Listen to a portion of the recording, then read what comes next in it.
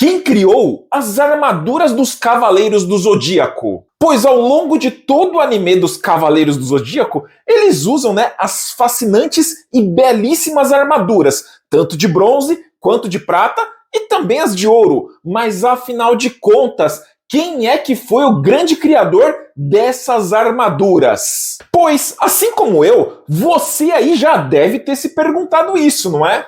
Então, vem comigo pra gente desvendar mais esse mistério de Cavaleiros do Zodíaco. E pra gente conseguir entender a criação dessas fantásticas e lendárias armaduras, primeiro de tudo a gente tem que entender o motivo, o porquê que as armaduras foram criadas. E para isso, teremos que voltar lá nas eras mitológicas, aonde o Zeus Todo-Poderoso simplesmente decidiu abandonar o seu cargo e sumir no universo, deixando a Terra sob a vigia de Atena. Porém, isso gerou muita treta e confusão entre os deuses do Olimpo, principalmente entre os dois irmãos de Zeus, sendo eles Poseidon, o deus dos mares, e Hades, o deus do submundo. E olha só, eu vou falar pra vocês que essa treta entre os deuses e Atena se assemelha muito àquelas tretas de família lá, tá ligado? Que algum avô deixou um terreno, e aí simplesmente os tios começam a brigar por causa daquele terreno, manja? Então, pra você ver que não é só na sua família que tem briga por causa de terreno, não, hein? E é claro que toda essa confusão acabou gerando a Primeira Guerra Santa. Ah, e antes que vocês pensem que a Primeira Guerra Santa foi entre Atena e Hades, não, negativo. A Primeira Guerra Santa foi entre Poseidon e Atena. E olha só, se você tá curtindo o vídeo, aproveita, já deixa aquele like maroto, um comentário aqui no vídeo e compartilha com aquele seu amigo ou amiga que quer saber mais sobre Cavaleiros do Zodíaco. Atena não estava preparada para esta Guerra Santa. Isso porque o Poseidon, muito que do esperto, já havia criado ali as escamas dos seus generais marinas. Isso mesmo, aquelas armaduras que os generais marinas usam, para batalhar por Poseidon. E a Atena, toda inocente no rolê, simplesmente mandou seus guerreiros irem à batalha sem nenhum tipo de proteção. Pô, maior vacilo da Atena, Afinal de contas, você vai mandar pra batalha guerreiros sem nenhum tipo de proteção pra lutar contra outros guerreiros que estão usando armadura? Ah, aí não dá, Obviamente que o resultado dessa Guerra Santa foi vitória do Poseidon. E aí Atena, como havia perdido a Primeira Guerra Santa e seus guerreiros estavam tudo estourado na calçada, ela começou a matutar sobre como que ela poderia reverter essa situação e ganhar a Guerra Santa, protegendo assim a terra de Poseidon. E aí que ela pensou o seguinte: já que ele fez armaduras para proteger os seus guerreiros, acho que eu vou fazer o mesmo, Afinal de contas, vamos colocar essa guerra em pé de igualdade. E aí Atena teve a brilhante ideia de fazer as armaduras para seus guerreiros. Mas beleza, Já que Atena teve a grande ideia de fazer ali armaduras para proteger seus fiéis protetores, aí ela pensou assim, quem que vai fazer essas armaduras? Afinal de contas, Atena não era nenhuma forjadora, não era nenhuma ferreira, então ela não sabia como fazer as armaduras. Eis então que Atena procura o povo Muviano, que temos aí como exemplo quem? O Xion de Ares, o Mu de Ares e, é claro, o Kiki de Ares, que são aí grandes exemplos dos Muvianos. E como vocês podem ver, tanto o Mu de Ares quanto o Kiki de Ares, eles herdaram todo o conhecimento e habilidade dos seus antecessores Muvianos. Isso porque eles possuem a grande e raríssima habilidade de consertar as armaduras dos defensores de Atena. Então Atena conversou com os maiores e melhores ferreiros e forjadores de armaduras do povo Muviano, justamente para conseguir conceber a criação de armaduras que, além de proteger seus guerreiros, ainda elevassem a energia cósmica deles ao máximo, para que eles ficassem, além de protegidos, muito mais poderosos. E nisso, juntando todo o conhecimento de alquimia dos Muvianos com o conhecimento espiritual de Atena, reunindo isso, eles conseguiram conceber a criação das armaduras. Porém, para a criação dessas armaduras, foram necessários materiais raríssimos, tal como o oricalco, que tinha simplesmente a capacidade de conduzir e amplificar a cosmoenergia dos guerreiros. Além de que esse metal era simplesmente quase que indestrutível. E também foi usado na confecção das armaduras o gamanium. E o gamanium simplesmente é um dos metais mais fortes que existem no planeta, sendo quase que indestrutível. E é claro que para dar ali um toque final nessas armaduras, foi usado o pó das estrelas, que é um material simplesmente muito, mas muito raro, que é uma espécie de areia estelar cheia de compostos e partículas cósmicas que simplesmente trazem vida às armaduras. E reunindo todos esses materiais, juntamente com a Atena guiando, esses ferreiros, esses forjadores, eles conseguiram ser capazes de criar as lendárias armaduras dos defensores de Atena. E um detalhe bem importante que poucas pessoas notaram na questão das armaduras é que as armaduras dos defensores de Atena, elas possuem vida.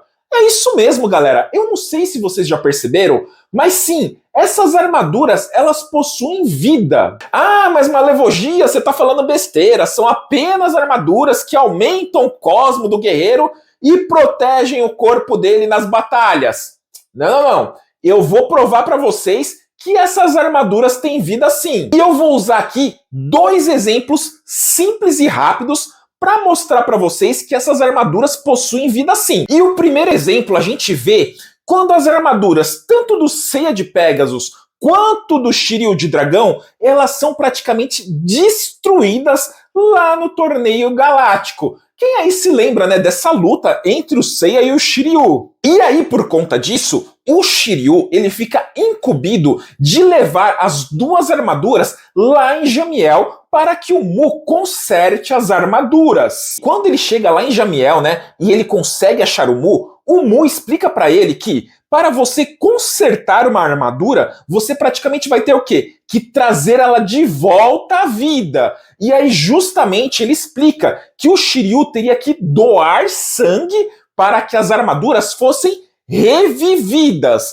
Ou seja, ele explica que as armaduras elas possuem de fato um espírito e uma vida. E que elas não são simplesmente objetos ali que eles usam para se defender, para proteger ali os seus corpos nas batalhas. E aí nós temos aquela clássica cena, do Shiryu, simplesmente doando o sangue dele para reviver a armadura do seu amigo Ceia de Pégasus e a sua própria armadura do dragão. O outro exemplo que temos é durante a Batalha das 12 Casas, na luta entre o Shiryu de Dragão e o Máscara de Câncer. E aí, durante essa luta, a gente vê que tem um momento ali que simplesmente quando o Shiryu ele vai atacar o Máscara, ele simplesmente vai defender, porém a armadura de Câncer ela sai do corpo do Máscara aos poucos. Isso quando o Shiryu vai dar o primeiro golpe, a perna da armadura sai do corpo do Máscara. No segundo golpe que o Shiryu vai dar, o braço da armadura de Câncer também sai lá do braço do Máscara. E aí depois a armadura sai toda do corpo dele. E aí ele percebe que simplesmente a armadura de ouro de Câncer está rejeitando o Máscara. Isso porque o Máscara, ele é um homem cruel, ele é um homem vil, que ele não faz ali honra e propósito para uma armadura de ouro. E a própria armadura de ouro de Câncer, vendo isso, ela julga que o Máscara não é digno de usar ela, de estar conectado com ela. Isso daí é uma prova que além da armadura estar viva, ela tem um espírito que possui uma certa consciência e não só isso, a armadura ela tem que estar conectada com o seu usuário. Pois se eles não vibrarem na mesma sintonia, não estiverem conectados, a armadura não vai gerar aquela cosmoenergia, pois não vai estar em sintonia com o seu usuário. E aí sim que ela simplesmente vai ser um pedaço de metal protegendo o cavaleiro. E com esses dois exemplos aí, a gente vê o quão fantástica foi a criação das armaduras dos defensores de Atena. Isso porque elas não são só pedaços de metais protegendo os guerreiros, né? Elas são praticamente organismos espirituais vivos ali que estão em sintonia com os seus usuários, protegendo eles e também lhes dando amplificação de sua cosmoenergia. Mas afinal de contas, quem é que foi o criador, né? Quem é que foi que fez essas fantásticas armaduras? Infelizmente, no cânone de Cavaleiros do Zodíaco, não existe o nome oficial do criador dessas armaduras. O que se sabe, como eu disse no vídeo, é que essas armaduras elas foram criadas por Atena em conjunto com os forjadores, com os ferreiros lá do povo muviano. E que elas foram criadas lá nas eras mitológicas. E essas eras mitológicas, infelizmente, não tem ali muitos relatos, né, na obra de Saint Seiya. Estamos no aguardo aí de um dia o Masami Kurumada explicar de fato quem é que foi o criador dessas fantásticas armaduras. E outro fator que complica da gente saber quem é que foi ali o criador das armaduras é que, após a confecção dessas armaduras, o que aconteceu? Atena foi lá e ganhou, venceu do Poseidon. E aí o Poseidon, muito que bravinho, né? Tá com cara de bravo, tá? Com cara de bravo, tá nervoso, tá? Ele simplesmente resolveu se vingar dos muvianos, afundando o continente deles no oceano. E aí, praticamente, não sobreviveu quase ninguém dos muvianos. E eles meio que viraram uma raça em extinção. Não é à toa, né, que na lore dos Cavaleiros do Zodíaco, a gente vê pouquíssimos muvianos na obra toda. Ah, e outro detalhe, sobrou ali um resquício do continente muviano. E você sabe qual que é esse resquício do continente muviano? É simplesmente a Ilha da Rainha da... Vocês já sabem de que lugar que eu tô falando, né? Lá onde o Ikki de Fênix foi treinado. Então, simplesmente, um continente que era belíssimo, ele foi reduzido a cinzas e se tornou essa ilha maligna,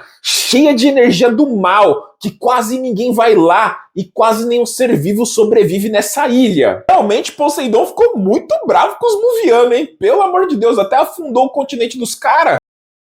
Mas é isso aí, galera. Espero que tenham curtido o vídeo, né, sobre a criação das armaduras dos Cavaleiros do Zodíaco. E se você curtiu o vídeo, aproveita, já deixa aquele like maroto, deixa um comentário bonito e compartilha esse vídeo aqui com aquele seu amigo ou amiga que quer saber mais sobre Cavaleiros do Zodíaco. Eu vou ficando por aqui. Um forte abraço a todos vocês e falou!